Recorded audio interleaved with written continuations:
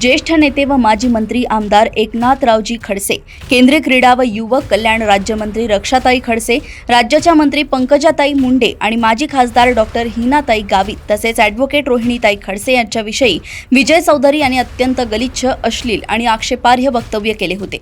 या विकृत मनोवृत्तीचा निषेध करण्यासाठी आज मुक्ताईनगर येथे सर्व पक्षीय व सर्व समाज बांधवांच्या वतीने भव्य जन आक्रोश निषेध मोर्चा काढण्यात आला।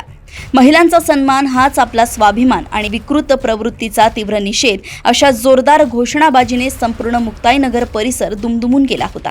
प्रवर्तन चौक ते तहसील कार्यालय दरम्यान काढण्यात आलेल्या या मोर्चात पक्ष, धर्म आणि जातीच्या पलीकडे जाऊन नागरिक मोठ्या संख्येने रस्त्यावर उतरले होते।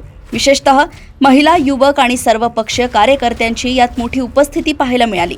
मोर्चा तहसील कार्यालयावर पोहोचल्यानंतर सर्वपक्षीय शिष्टमंडळाने माननीय तहसीलदार व माननीय पोलीस निरीक्षक यांना प्रत्यक्ष भेटून दोषींवर कठोर कारवाईच्या मागणीचे संयुक्त निवेदन सुपूर्द केले।